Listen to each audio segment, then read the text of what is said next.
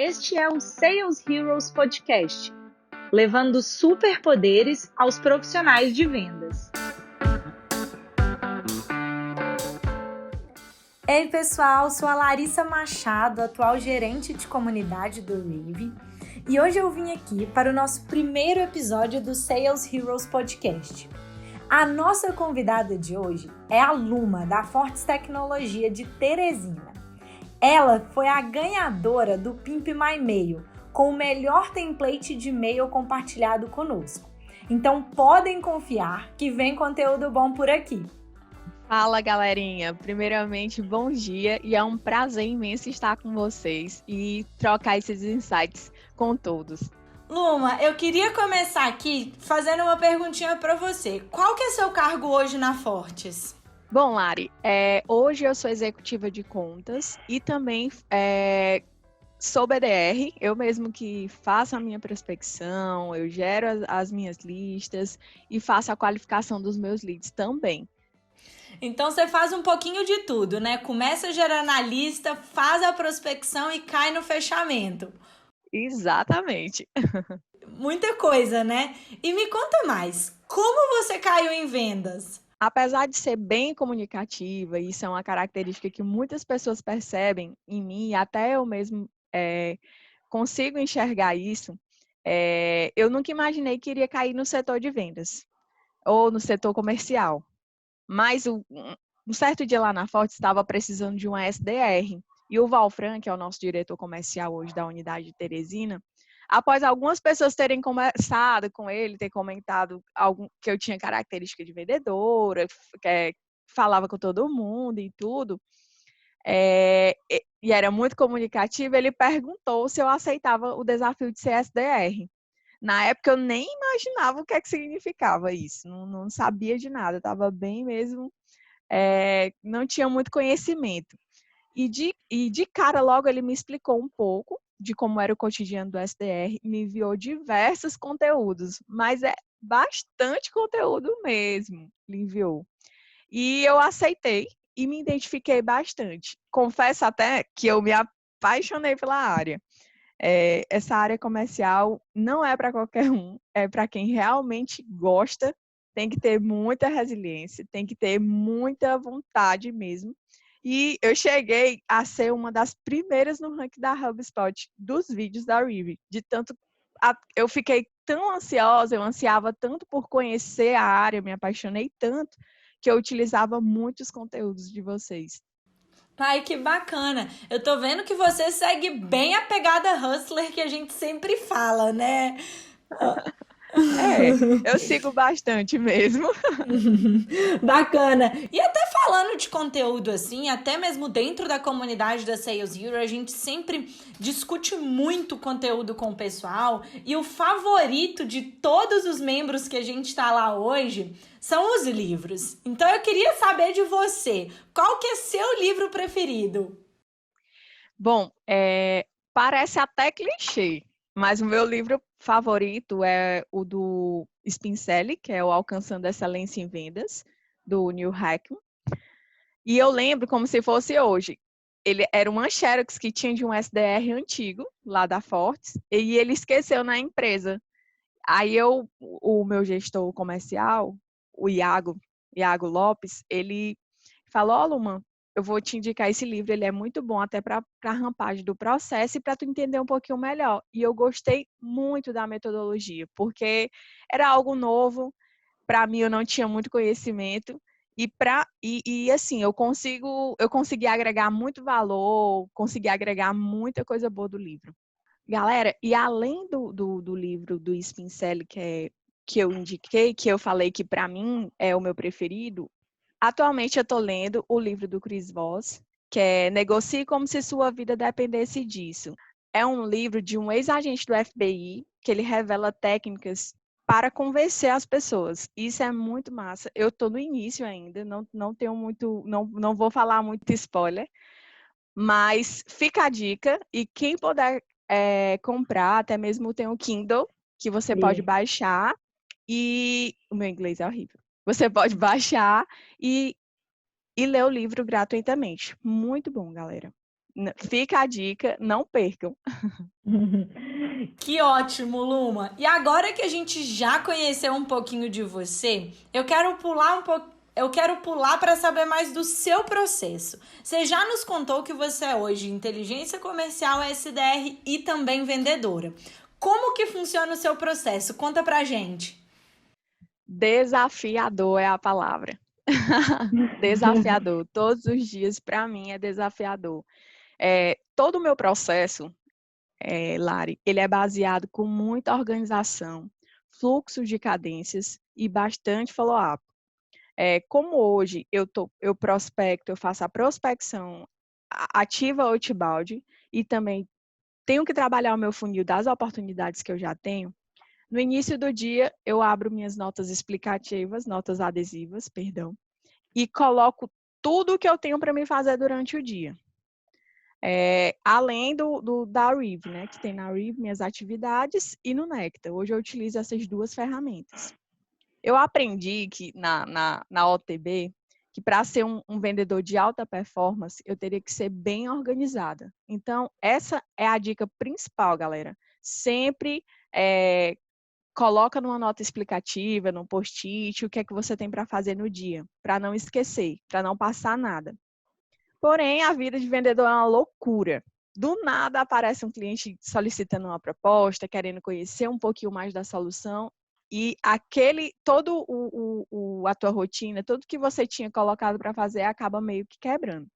Eu costumo fazer, após elencar tudo que eu tenho para mim fazer durante o dia, os follow-ups das minhas oportunidades, no meu funil do Nectar, porque já são leads que já estão mais avançados, que estão mais engajados e mais próximo de fechamento. Quando eu termino de fazer meus follow-ups, eu entro na parte da prospecção ativa, que é da Outbound. Eu vou para o Reeve, que é uma ferramenta que eu utilizo com fluxos mistos, que tem ligações, e-mail, touchpoints pelo LinkedIn, pelo WhatsApp, que engaja muitos leads. É totalmente diferente você ligar para um lead que você não trabalhou com ele fluxo misto, de um lead que você só liga, que só faz uma cadência todo o tempo do mesmo jeito. Então, assim, o lead está muito mais engajado. E como ligação demanda um pouco de tempo, eu já termino umas 11 horas. 11 horas eu sempre encerro as minhas ligações e assisto um pouco de conteúdo. Como eu disse, não adianta você ser bem organizado, não adianta você ser um bom vendedor se você sempre não estiver se aprimorando, procurando novas técnicas, procurando novas abordagens. Então, eu verifico, eu sempre olho um vídeo do Reeve Academy, que é uma plataforma da Reeve muito boa, tem muita dica prática, as informações que tem lá são riquíssimas. Quando não, eu procuro também no YouTube algum vídeo voltado para a área de vendas. Depois disso, eu vou fazer minhas reuniões, que eu tenho marcado na parte da tarde. E quando não existem essas reuniões, quando eu estou com a tarde livre, eu vou qualificar mais leads, ou possíveis leads. E como é que você faz essa qualificação, Luma? Lari, hoje eu utilizo duas ferramentas, como eu tinha dito inicialmente, que é da Reeve, que eu utilizo fluxos mistos, utilizo mais para qualificar e engajar meu lead. E quando chega no processo de negociação, recomendação, negócio provável, eu utilizo o Nectar para gerar proposta e tudo. Existe essa integração dessas duas ferramentas, para quem não sabe, é excelente, muito boa mesmo. E dentro desse processo que você faz utilizando as duas ferramentas, você chegou a definir uma matriz de qualificação para você, Luma? Com certeza. Porém, eu não utilizo ela como roteiro, eu utilizo ela apenas para poder estar sempre me aprimorando e não esquecer de coletar algumas informações com o lead que eu estou prospectando. Como, por exemplo, hoje eu não posso sair de uma call sem saber a quantidade de colaboradores que tem na empresa, os objetivos que o lead pretende, os planos dele e qual é a urgência de executar o projeto. Isso, para mim, é extremamente importante. Eu não posso sair, de forma alguma, do meu processo de qualificação, utilizando, claro, a matriz de qualificação que eu criei juntamente com vocês da Review, que hoje nós temos a consultoria. Foi até bom você nos contar que, assim, você tem a matriz e a utiliza para aprimorar seu processo e também para que você tenha um direcionamento de como trabalhar todas essas oportunidades. Mas eu queria até entrar um pouquinho mais a fundo sobre essa questão do grau de customização que você utiliza nas suas abordagens, sabe, Luma? Você chega a utilizar algum tipo de script?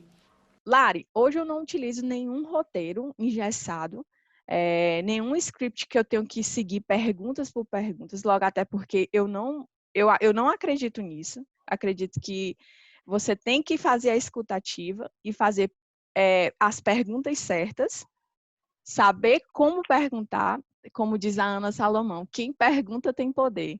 Então, assim, eu tento hoje fazer só um mini roteiro do que eu preciso fazer, por exemplo, fazer perguntas situações, perguntas problemas, entender qual é o objetivo do lead, quais são os planos dele em executar, qual é a urgência. Então, eu tento realmente escutar o lead e fazer perguntas que façam ele mesmo responder, que faça ele mesmo verificar e não eu tentando convencer ele de algo, entendeu? Porque tem um estudo que diz que quando o lead responde o que